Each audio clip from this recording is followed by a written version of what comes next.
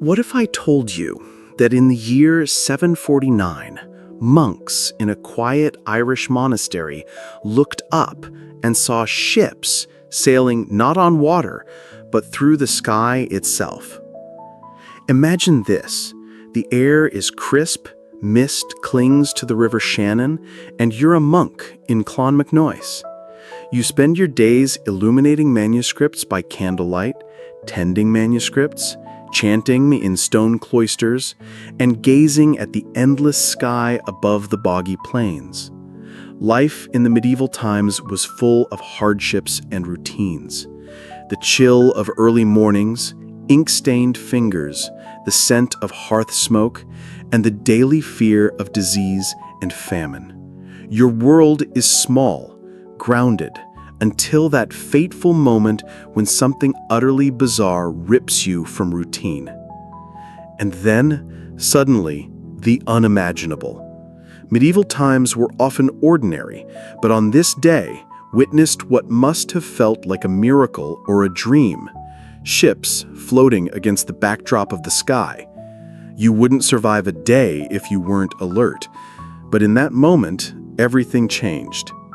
What exactly did they see, and how did ordinary monks come to write this strange event into history?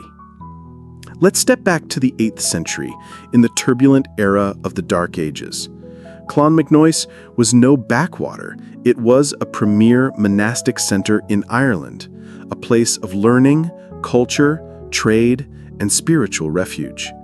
And into the annals, those medieval year-by-year chronicles, an odd entry appears. Ships with their crews were seen in the air above Clonmacnoise.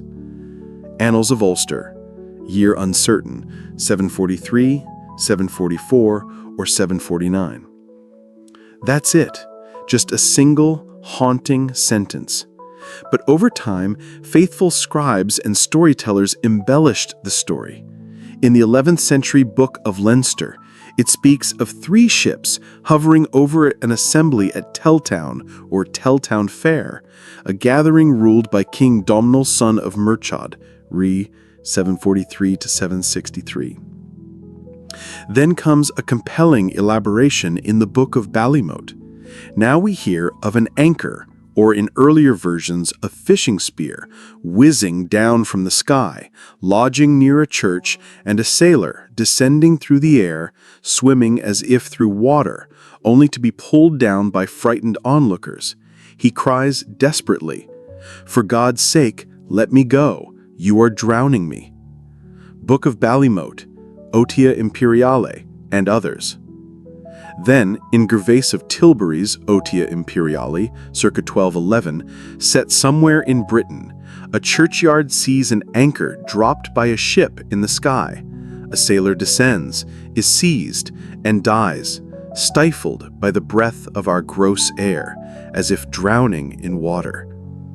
If this strange tale from medieval times and the curious legend of sky-borne ships has stirred your imagination, consider giving us a thumbs up, sharing these forgotten wonders with your friends, and subscribing so we can continue uncovering more bizarre, long-lost marvels of history together. Finally, even the King's Mirror, a mid-13th century Norwegian text, retells it. At Clonmacnoise, a sailor swims down, bemoans the crowd's attempt to restrain him, then swims back up, and the ship vanishes.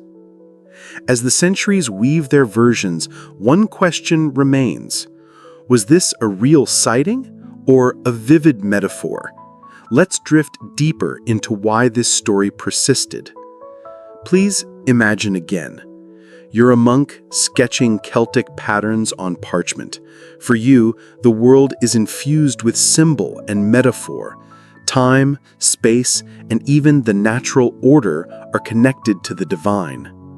In early medieval Ireland, the ship was no mere vessel. It was a potent symbol of the church, navigating souls through life's turbulences towards heaven. Evidence of this can be found in the stone carving of a currach, the traditional Gaelic skin boat, etched into the 8th century Kilnarwain pillar in County Cork. The currach, rowed upward amid carved crosses, clearly symbolizes the ship of the church sailing towards heaven. So when monks recorded seeing a ship in the sky, it wasn't simply weird. Rather, they witnessed or believed in a divine metaphor made manifest, a living symbol of salvation, heavenly journey, or otherworldly intervention. It echoes stories of Bran meeting the sea god Manannán Maclir, or Maelduin's vision of his ship like a cloud over fields. Over time, the story was embroidered not to deceive, but to embody a medieval truth. Here on earth, the sacred and the material could touch. Anchors and spears dropped down, bridges between worlds. The sailor, swimming through air, made tangible how different the heavens could be to us. But was there something else explaining the phenomenon? A natural illusion? A reflection? Or even something supernatural? Let your attention drift to the sky. What might you see? Some scholars suggest natural phenomenon, perhaps a rare mirage, where distant ships at sea appear lifted in the sky. An ocean mirage can flip water and air, tricking the eye. Others compare the sight to the northern lights, aurora borealis manifested in swirling lights. Taunting the medieval eye, these glowing shapes could look like ships drifting across the heavens. Still more prosaic, unusual cloud formations, say lenticular clouds shaped like vessels, were sometimes described as mysterious apparitions by 13th century monks at St. Albans. And yet others embrace the supernatural. Modern ufologists see it as aliens, ancient skyships marking the Irish sky.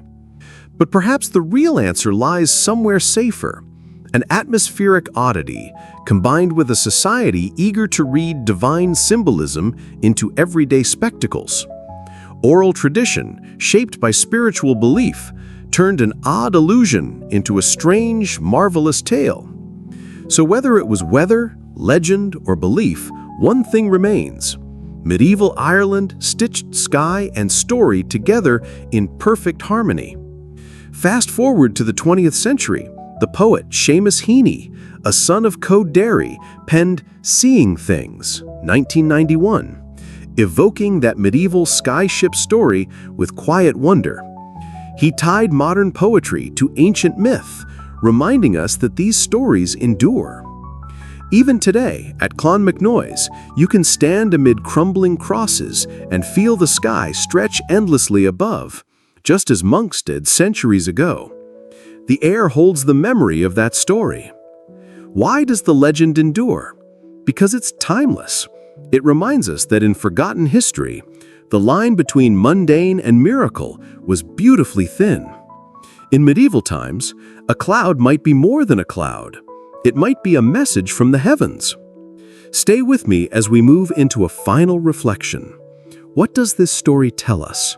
Not just about medieval times and their bizarre occurrences, but about the power of imagination, belief, and how we interpret the unknown. Let your mind drift back to modern Ireland, where the past isn't buried, it whispers on the wind. The poet Seamus Heaney, in his 1991 collection, Seeing Things, reaches back to that same medieval memory. In the opening poems, Heaney looks to the sky, inviting us to see more than ordinary landscapes, a hint at marvels beyond our vision. His work gently nudges us to credit marvels, to take these odd tales seriously, even if we can't explain them. Though Heaney never recounted the airship event directly, his shift from earth to sky, embodied in titles like The Skylight and Lightning's Eighth, echoes the yearning to connect with something beyond the visible world. The estate of Seamus Heaney, he reanimates the medieval imagination, where a floating ship wasn't a delusion, but narrative, meaning, and symbol. You might feel as if time collapses, that the air you breathe today was the very atmosphere that stirred wonder in those early monks nearly 13 centuries ago. So what does the legend of the flying ships tell us about medieval life? and about why we're still entranced by such impossible stories. Imagine this. You stand at the ruins of Clonmacnoise, candle-flickered manuscripts long decayed. The same sky powerfully hushes above. In medieval times, a ship there wasn't just a craft. It was a celestial emblem, tethered by belief and the thin membrane between the mundane and the miraculous. We've wandered from annals, those terse and cryptic entries like ships seen in the air, to elaborate tales with anchors, fishermen sailors, and fearful monks clinging to the edges of their understanding. From symbolic stone carvings on crosses to poetic invocations centuries later, the story casts a net over time. Maybe it was a trick of light, a cloud strange enough to look like a vessel.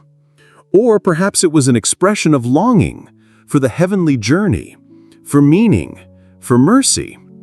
In the Middle Ages, every horizon could hold the divine, the uncanny, the unexplained. And still today, we gaze upward, hoping to glimpse something extraordinary.